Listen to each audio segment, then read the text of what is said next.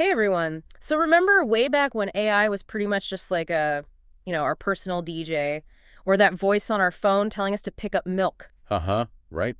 Well, get ready because AI is going like seriously next level, like futuristic next level. We are going deep on agentic AI today. Yeah, it's a pretty big deal. It is. It's like almost scary, right? Like how much control are we giving up? So to really dig into all this, we're using Mark Purdy's article, What is Agentic AI and How Will It Change Work? Great article. It is. Okay, so first things first, what is agentic AI? Like, what does that even mean? So the article quotes this AI expert, Enver Seaton, and he says, get this, he defines agentic AI with just one word: proactiveness. Proactiveness. Yeah, think about it. Like your typical AI assistant, right? Yeah. You ask it something, it gives you an answer. Right, like, hey, what's the weather? Exactly. But agentic AI, it's like the opposite. It's anticipating what you need and then doing it Yeah. without you having to tell it every single step. So it's not just like sitting there waiting for command. Nope. It's out there making things happen. That's a big difference. Huge difference. Okay, Yep. so to kind of understand this better, the article talks about how this is different from generative AI, which we hear a lot about these days. Right. So like ChatGPT is the big example of that, right? It's creating all this content. Yeah, so ChatGPT is a good example of generative AI because it's making stuff. Agentic AI is more about doing stuff. Okay, so like ChatGPT writes me a poem, but agentic AI books my whole vacation. Yeah, like it handles everything. Flights, hotels, dinner reservations, the whole 9 yards. So one's an artist, the other's like a project manager. I like that. That's a great way to put it. Thanks. And you know where this gets really interesting is this whole idea of specialization. The article brings up this classic example from economics to explain it. Wait, are you talking about Adam Smith, that pin factory thing from, what was it, The Wealth of Nations? You got it. Adam Smith was saying that if you break down making a pin into all these tiny jobs, right, you can make way more pins way faster. Yeah. And agentic AI takes that idea like way further. Imagine you could create these AI workers that are each like crazy good at just one tiny thing. So instead of like one AI trying to do it all, we have a whole team of AI specialists. Exactly. Each one like a master of their little task. Huh. And that would make things more efficient. Oh, yeah. And not just efficient, but also like way more innovative. Think about it. You got all these specialized AIs working together. Who knows what they could come up with? So the article mentioned these psi agents. Oh, yeah, psi agents. Those are Yeah. really cool. So researchers at MIT developed them, and they're a perfect example of how agentic AI could like totally change how we do science. How so? Well, so it's this system with multiple AI agents, and each one has its own little science job, right? And they all work together, analyzing data, running experiments, even coming up with new ideas, all without humans having to step in. So it's like having a team of like AI scientists Yeah. working 24/7. That's a great way to think about it. And they're already making breakthroughs. The article talks about how psi agents actually discovered this totally new biomaterial. Really? Yeah, they combined silk and like pigments from dandelions, and they ended up with this material that's stronger but uses less energy to make. Pretty amazing, right? It's like something out of a movie. It kind of is, yeah. And that's just one example. The article goes into a bunch of different ways we could use agentic AI in all sorts of fields. Okay, I'm ready. Hit me with some more examples. Okay, well, let's start with something we all deal with. Yeah. Customer service. Can you imagine if instead of waiting on hold forever or dealing with those annoying robot menus, AI could just solve the problem before you even know there is one? So like, say my package is going to be late and an AI just automatically gives me a discount or figures out a way to get it to me faster. Exactly. The article gives a few examples like that of how agentic AI could make customer service way better for both customers and the companies. I'm all for that. What else? Okay, well, how about manufacturing? Imagine these AI-powered virtual factories, right? Yeah. They could optimize like every single part of the process. So like not just robots on an assembly line, but AI managing the entire factory. Yep. And not just managing, but like really optimizing, making sure there's no waste, Yeah. that everything is running as efficiently as possible, even predicting problems before they happen. That's amazing. And would this make manufacturing more sustainable too? For sure. Actually, the article talks about this German startup, Juna.ai, that's using agentic AI to reduce carbon emissions in factories. Pretty cool, right? Very cool. Okay, what other industries are we talking about here? Well, sales is a big one. You know how sales reps spend so much time on like paperwork and scheduling and stuff? Yeah, a lot of admin work. Right. Well, agentic AI could handle all that. So the human reps can focus on the stuff that really matters, like building relationships and closing deals. So less busy work, more actual selling. Exactly. And there are companies already doing this. Salesforce, they've got this AI-powered thing called Agent Force Service Development Rep.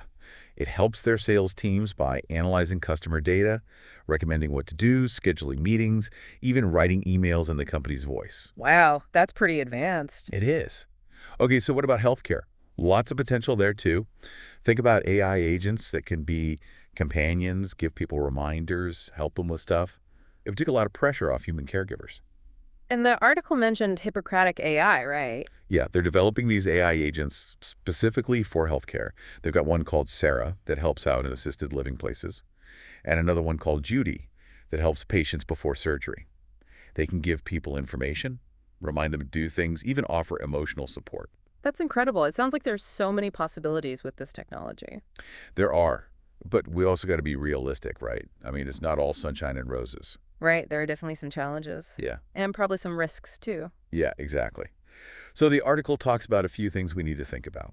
Okay, so what are the big challenges? Like, is it just about the technology itself, or is it more complicated than that? It's definitely more than just the tech. I mean, we're talking about AI making decisions, right? Uh-huh. Decisions that could have real-world effects. Right, that's kind of what makes this so exciting, but also kind of scary. Totally. So Right. the article talks about three main things we need to get right if we want agentic AI to work well. The first one is setting what they call SMART goals. Smart goals. Yeah, it stands for specific, measurable, achievable, relevant, and time-bound. Okay, so like being really clear about what we want the AI to do. Yeah, because even the smartest AI, if you don't give it the right goals, it could end up doing stuff you don't want. Right, that makes sense. What's the second thing? Well, it's all about teamwork. Even with AI, you got to have the right team. So you need to pick the right AI agents for the job with the right skills and make sure they can work together. And not just with each other, but with humans too. So it's like putting together a team just like we do now, but with AI in the mix. Okay, so what's the third thing? The article calls it scaffolding the decision space. Scaffolding the decision space. That's a mouthful. Yeah, it sounds kind of complicated, but basically it means putting in some guardrails, to make sure the AI is making good decisions. Yeah. Decisions that align with what we as humans think is important. So like we want the AI to be smart and do its thing, but we also need to make sure it's not going to go rogue. Exactly. It's all about finding that balance. This is all super interesting. I feel like we've covered a lot of ground already. We have, and we're just getting started. I know, right? It's like we're just scratching the surface of what agentic AI could do and what it could mean for, well, everything. But for now, why don't we take a little break? And when we come back, we'll talk about what this all means for us humans. How we work, how we live, all that stuff. Sounds good to me. All right, we'll be right back after a short break. It's really interesting to think about, how this whole shift toward agentic AI, like how it might change how we think about work itself. Yeah, for sure. I think a lot of people are worried about, like, will they still have jobs? Or will AI take over everything? Yeah, that's a big question. But the article doesn't say that everyone's going to be out of work. It's more like the kinds of jobs people do will change.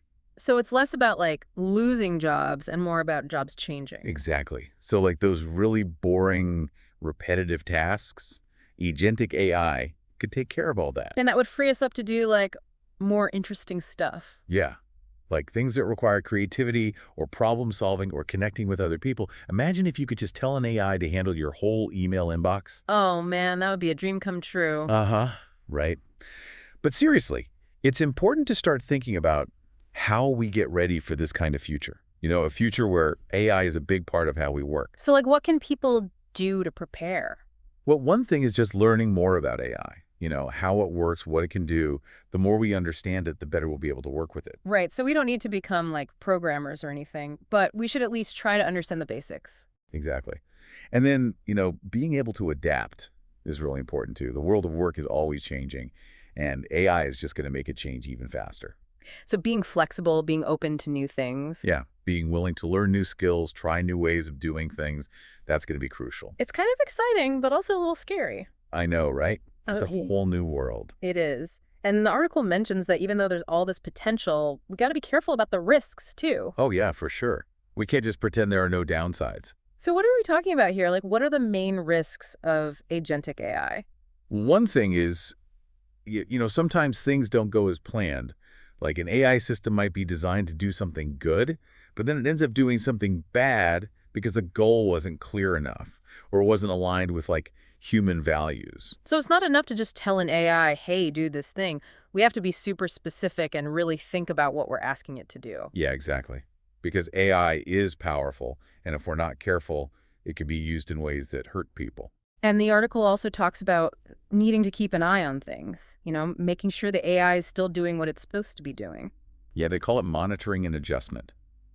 Because AI systems, especially these really complex ones like Agentic AI, they can change over time. Like they learn and adapt. So it's not like we can just set it up and then forget about it. Definitely not. We Wow. have to stay involved, keep checking in, and maybe even adjust things as we go along. So it's almost like a partnership, right? Between humans and AI. That's a good way to think about it. We're in this together. This is making me think about the bigger picture. It's not just about the technology itself, it's about how we use it and how we as a society adapt to all these changes. Exactly. We need to be having these conversations now, before agentic AI becomes even more widespread, so we can figure out how to use it in a way that's good for everyone. This has been so helpful. We've talked about the good stuff, the potential of agentic AI, but also some of the real challenges that come with it. And there's one more thing from the article that I think is really important for people to understand, especially as they're thinking about their own careers, their own futures. Okay, I'm all ears. What is it? So the article talks about lifelong learning, always being open to learning new things. Yeah, that makes sense. Because the skills that are in demand today, they might not be so important tomorrow. So we have to be able to adapt to keep learning new stuff throughout our lives. It's not just about learning how to code or something like that, right? It's more about like having a mindset of always being willing to learn. Exactly. It's about being curious, being open to new ideas, being okay with not knowing everything. It's almost like we have to be comfortable with being uncomfortable. Being okay with things always changing. Yeah, I think that's a big part of it. Wow. This has been such a great conversation. It's definitely given me a lot to think about. So we've talked about agentic AI and what it could do. We've talked about the challenges and how we can prepare for this new future. But before we wrap up, I want to ask you, what's the most important thing for our listeners to remember? Like, what's the key takeaway from all of this? So we've been talking all about agentic AI and it really seems like it could change everything. Yeah, no doubt about it. It's big. And we've talked about the good stuff and the not so good stuff. But as we wrap up this deep dive, I'm curious what you think are the most important things for our listeners to take away from all this. That's a good question. I think the biggest thing is that the skills we need, to do well in this future with agentic AI, they're different. So it's not just about learning to code or something. Right. Tech skills are still important. Yeah. But it's more about being able to adapt and learn new things all the time and being able to work well with other people. So those human skills that AI can't do. Exactly. Things like thinking critically, coming up with new ideas, understanding how other people feel, being able to work together to solve problems. All that stuff is going to be even more important in the future. And the article talked about this too, right? How even though AI is getting so advanced, humans still need to be in control. Oh yeah, that's crucial. We can't just let AI run wild.